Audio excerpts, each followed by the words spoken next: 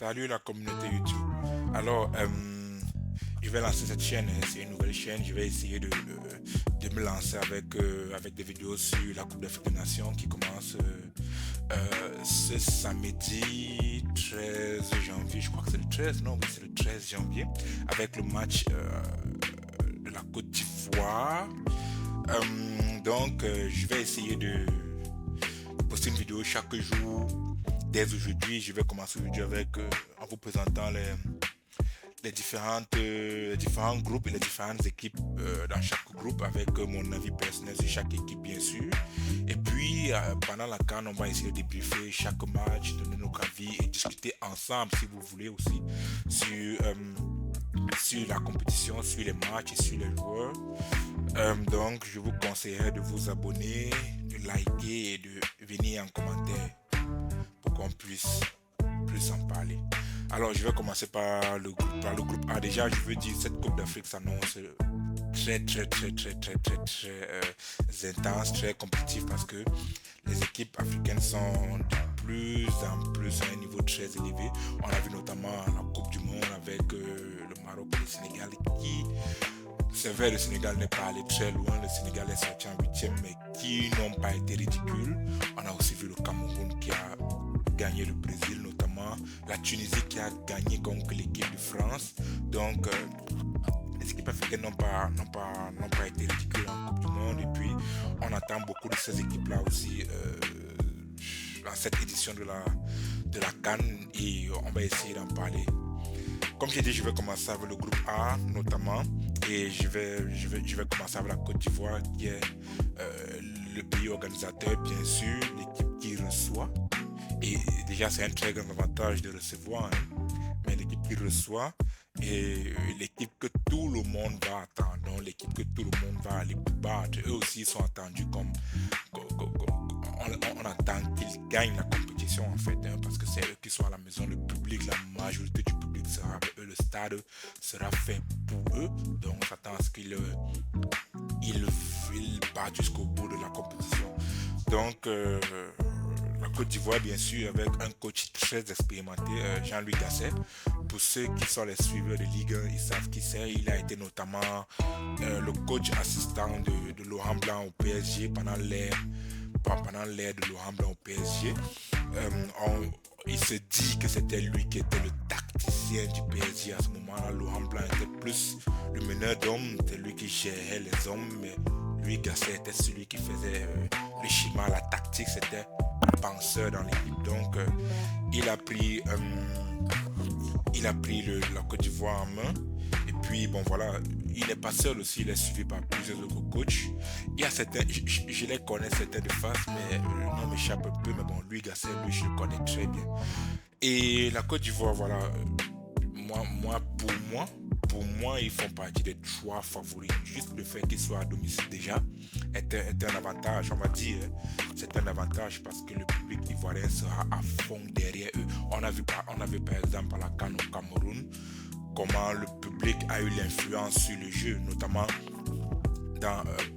pendant le match Côte d'Ivoire Égypte, et le public camerounais voulait que l'Égypte passe, donc ils ont été à fond derrière l'Égypte contre la Côte d'Ivoire et on voit en fait l'impact que le public a. Donc je crois que le fait qu'ils aient le public derrière eux, chez eux en fait, ce soit un avantage. L'Égypte face au Cameroun fait la joie des Ivoiriens, pourtant éliminé en huitième de finale par les pharaons d'Égypte.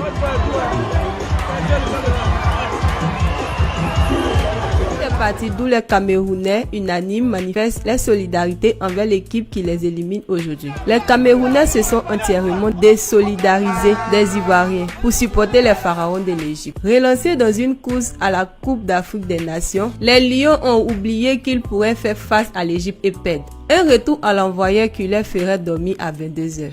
En tout cas, les Ivoiriens ont fêté la victoire de l'Égypte comme s'ils s'étaient préparés à cela. Les feux d'artifice ont ébloui le ciel d'Abidjan. Les rues ont été envahies par une liesse de population. Un véritable regret. Dans le football, ça peut mais surtout aussi le fait qu'ils aient un effectif très complet d'après moi. Alors, la Côte d'Ivoire, pour moi, c'est l'un des effectifs, on va dire, top 3, 4 des effectifs les plus complets des nations africaines en ce moment-là. Hein. On va parler des attaquants comme Sébastien Haller de Dortmund qui est extraordinaire dans cette équipe, bien sûr. Il n'a pas beaucoup joué ces derniers temps à Dortmund. Il a perdu sa place au profit de Füllkrug, l'allemand. Mais on connaît aussi Sébastien Haller. C'est un joueur qui n'a pas besoin de beaucoup prouver. C'est un buteur, un 9 buts à l'ancienne, bien sûr. Tu vois, grand de taille, bon finisseur avec la tête surtout, renard de surface. C'est extraordinaire dans cette équipe-là. Ils auront besoin de lui vraiment. Je sais pas, je n'arrive pas à savoir s'il est blessé ou pas parce que la Côte d'Ivoire a joué un match hier contre la Sierra Leone et il n'était pas titulaire, il n'était même pas sur le banc, il était dans les gradins, mais il n'est même pas un joueur qui allait jouer. Mais bon, pour moi, normalement, s'il est en forme, il est titulaire indiscutable à la pointe de cette attaque. Et nous avons aussi le jeune Simon Adingra qui fait des merveilles en Premier League avec Brighton. Première saison, et c'est ce qu'il fait extraordinaire, vraiment titulaire à Brighton. C'est cette petite génération de jeunes africains là qui sont en train de venir essayer de toquer la porte du haut niveau. On a notamment, je dis quand je parle de jeunes, je parle de très jeunes. On a Simon Adingra qui a moins de 20 ans.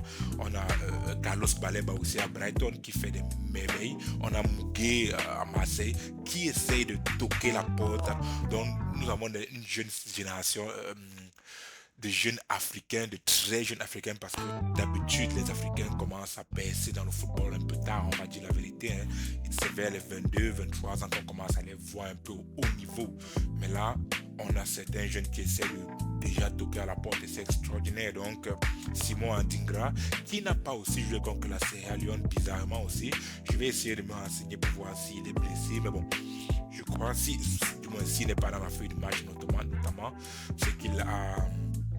c'est qu'il y a un problème en fait. Donc oui, mais c'est un joueur que j'aime bien et je crois que c'est un joueur qui a ses chances dans cette équipe vu ses prestations à Brighton. Hein.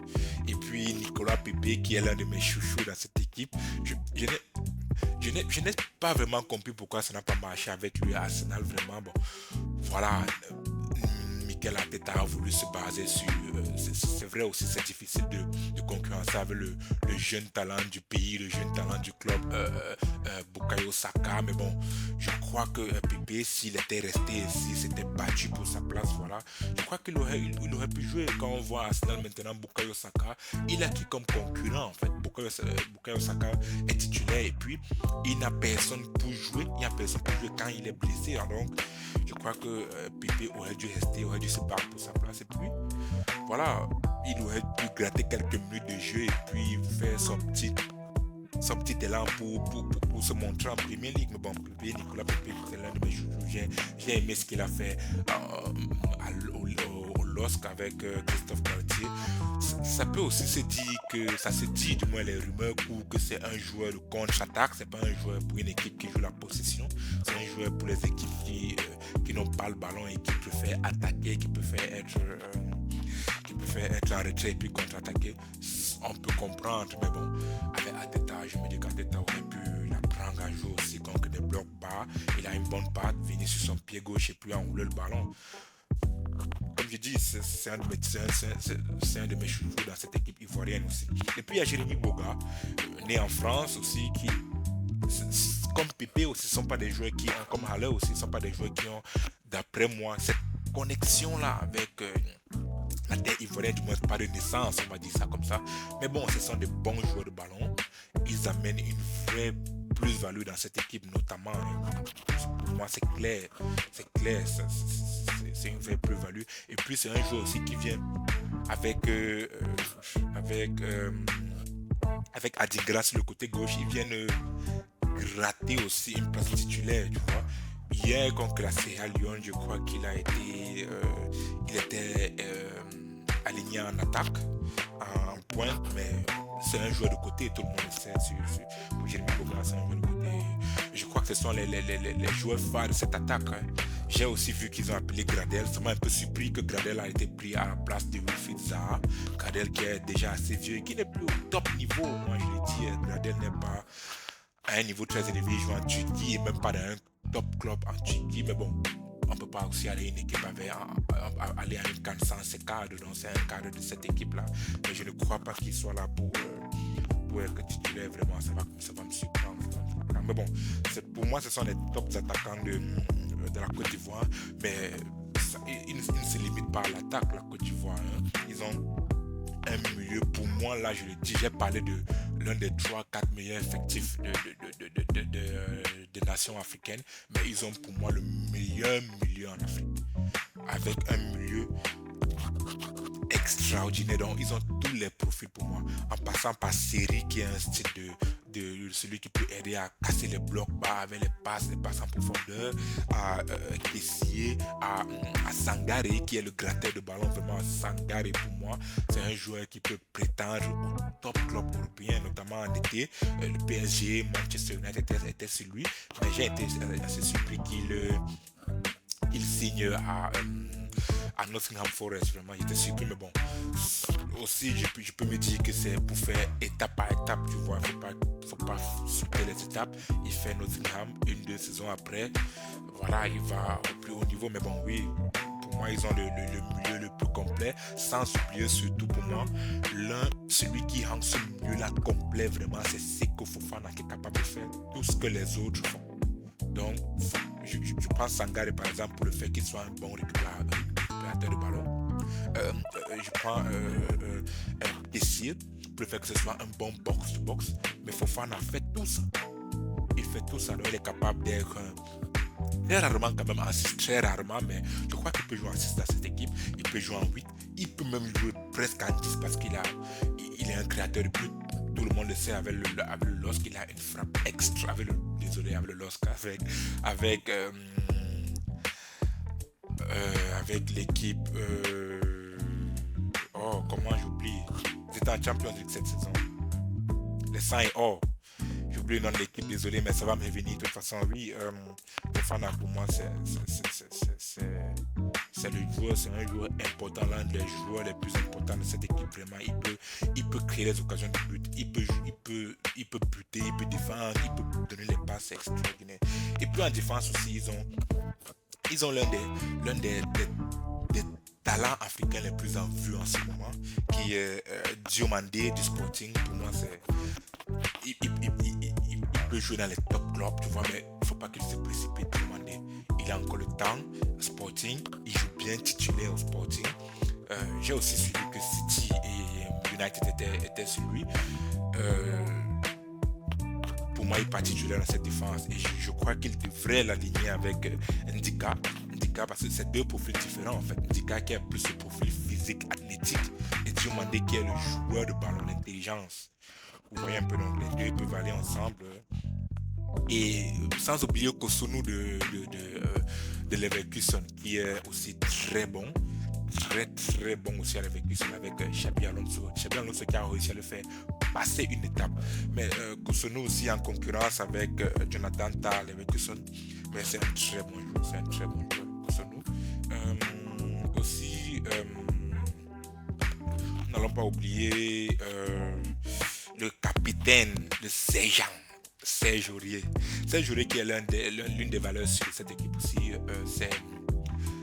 C'est pour moi l'un des cadres de cette équipe, autant que Max Alain Gradel.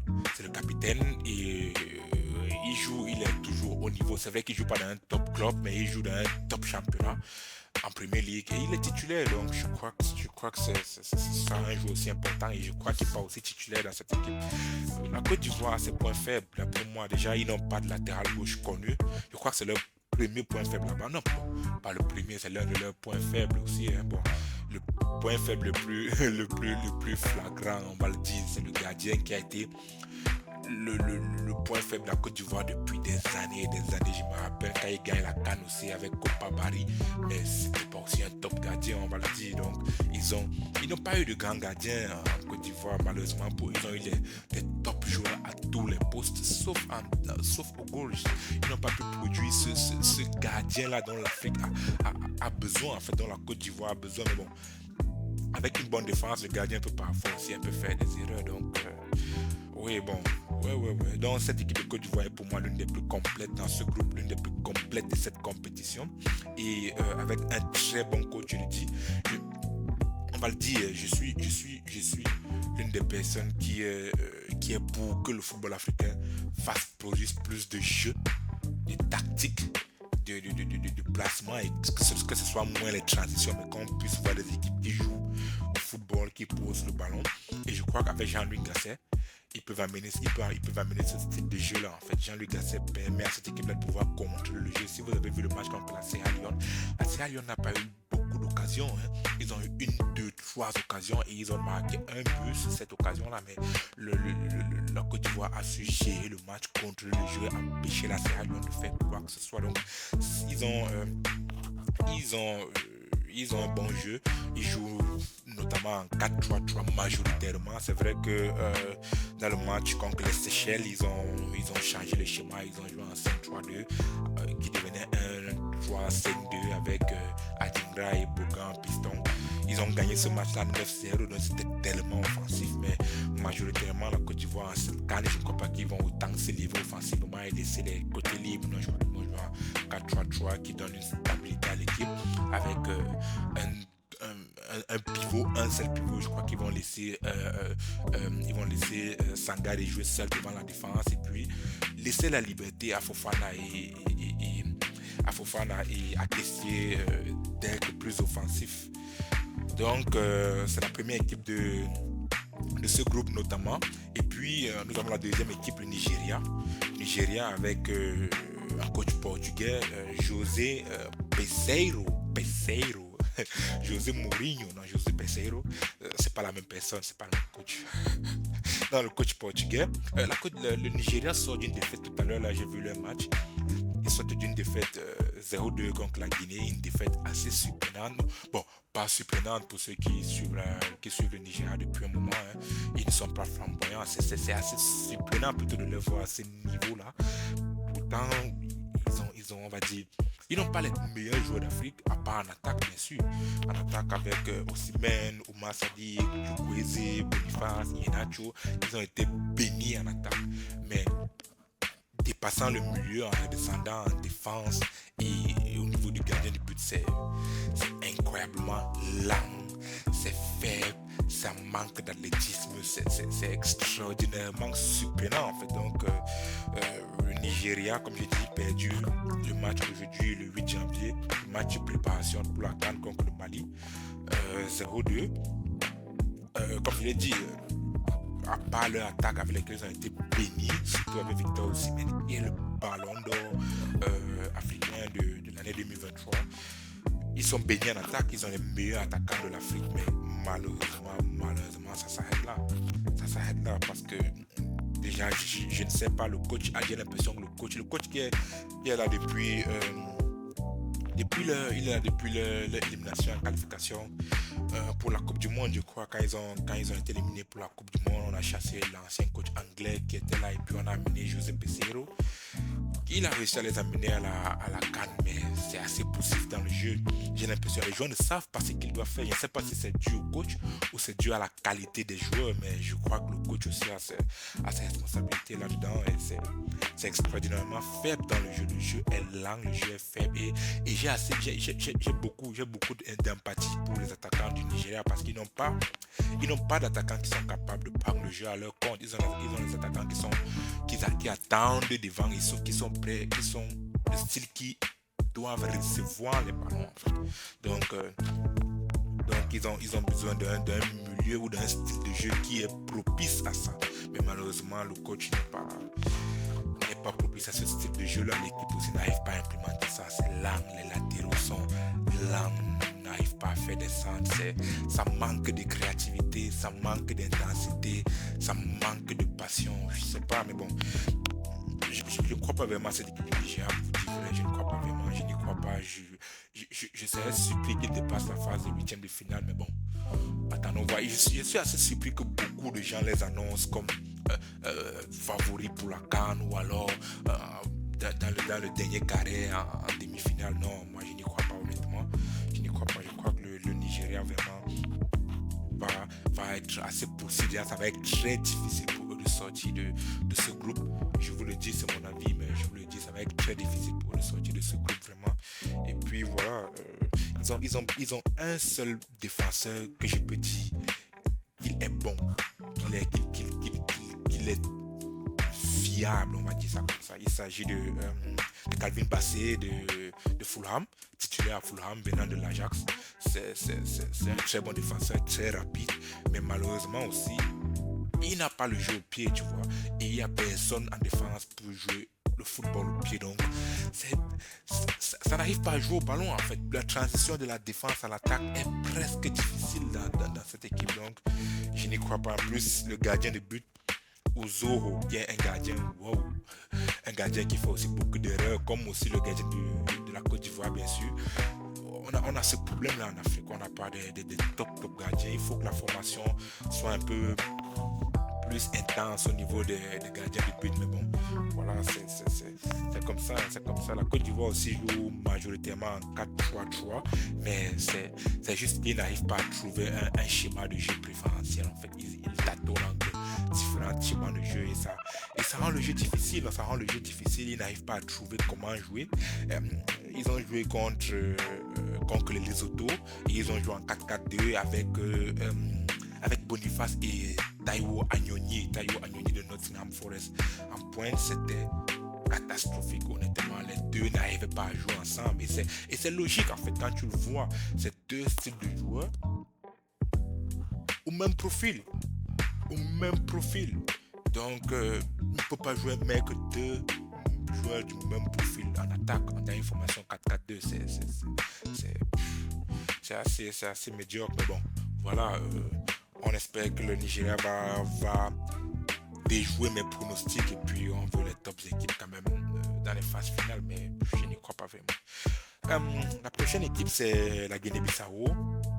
La Guinée-Bissau, je me suis forcé pour voir les matchs, je me suis forcé pour un peu chercher les infos sur eux, mais bon, c'est assez difficile, on va dire, c'est assez difficile. La Guinée-Bissau, leur coach c'est Bassirou Kandé, ils n'ont pas le top joueur, on va le dire, puis c'est leur quatrième participation consécutive à la CAN, mais ils ne font pas grand chose à la CAN, ils ne font pas grand chose. Pour moi, c'est le petit poussé de ce groupe, on va par exemple parler de leur match en préparation perdu 6-2 contre le Mali. C'est un score très large pour le football africain normalement, parce que on a que le dit là maintenant que le football africain devient de plus en plus difficile, on voit de moins en moins les scores très larges, mais voir ça 6-2 accessible dans un match de prépa à une semaine de la CAN, c'est pas une bonne nouvelle, on va le dire, c'est même pas une bonne nouvelle. Voilà, mais bon, la Guinée-Bissau, je ne mets pas trop d'espoir sur eux, Ils ont un seul joueur que je connais quand même, Mama Baldé de Lyon. Sinon, je ne mets pas trop d'espoir sur eux, vraiment, c'est difficile pour eux de prendre même un point dans ce groupe, vraiment, c'est difficile. Et pour moi, l'équipe qui sera l'équipe surprise, comme elle l'a été aussi lors de la dernière CAN au Cameroun, c'est notamment cette équipe de la Guinée équatoriale. On va dire, ils n'ont pas aussi de grands joueurs, cette équipe de la Guinée équatoriale, avec leur coach Juan Micha. Juan Micha. Non, ils n'ont pas aussi de grands joueurs, cette équipe de la Guinée équatoriale, mais c'est une équipe très solide défensivement. Ils jouent avec un schéma d'abord très rare en Afrique. Je n'ai vu presque aucune équipe jouer avec ce schéma-là. J'ai cherché, je n'ai pas vu. Ils jouent en 4-2-3-1, qui est un schéma très important parce que ça permet de mettre en avant un numéro 10. Parce que en Afrique, on va le dire, les équipes africaines n'ont pas beaucoup de numéro 10. On n'a pas de numéro 10, des joueurs, voilà, fin techniquement, qui vont être là derrière l'attaquant et puis créer des occasions avec ce pied gauche, ce pied droit, se mettre devant la surface et puis enrouler, ou bien le centre de corner là, le tireur de coup franc, voilà, on n'a pas ces joueurs-là, mais bon, ils arrivent quand même à jouer avec un numéro 10 dans leur équipe, et leur numéro 10 c'est notamment José Machin. Ce sont des joueurs que je ne connais pas vraiment, je ne les ai pas suivis. Je crois qu'ils jouent en Italie. Mais bon, ils ne jouent pas dans le top club en Italie. Mais c'est une équipe qui a une très bonne solidité défensive. Ils prennent très peu de buts. Très peu de buts vraiment. Et Et aussi, il marque très peu, mais déjà, la base dans une compétition à élimination directe comme ça, c'est d'encaisser peu. C'est très important. Quand vous encaissez peu, vous pouvez de temps en temps, voilà, avec une ou deux occasions, marquer des buts ou alors aller aux prolongations et avoir de la chance, aller au penalty et gagner des matchs. C'est ce qu'ils ont fait la compétition précédente au Cameroun. Ils ont été éliminés en quart de finale contre le Sénégal après avoir éliminé le Mali et avoir vaincu l'Algérie en phase de groupe. Ils étaient dans un groupe avec l'Algérie et la Côte d'Ivoire. Ils sont sortis deuxième. Il faut le dire. Ils ont perdu 1-0 contre la Côte d'Ivoire. Donc vous voyez, c'est une équipe assez bien en place. Ils viennent déjà le petit pousset. Personne ne les attend. Mais je crois que c'est eux qui vont faire la surprise dans cette CAN une fois de plus, parce que la CAN dernière, ils ont déjà été l'équipe surprise. Alors moi je mise beaucoup sur eux, et notamment en comparaison avec la Guinée-Bissau. Je crois qu'ils vont faire une très bonne CAN à leur niveau. Je n'ai pas dit qu'ils vont aller gagner la CAN, pas du tout, mais bon, ils vont quand même avec la petite surprise.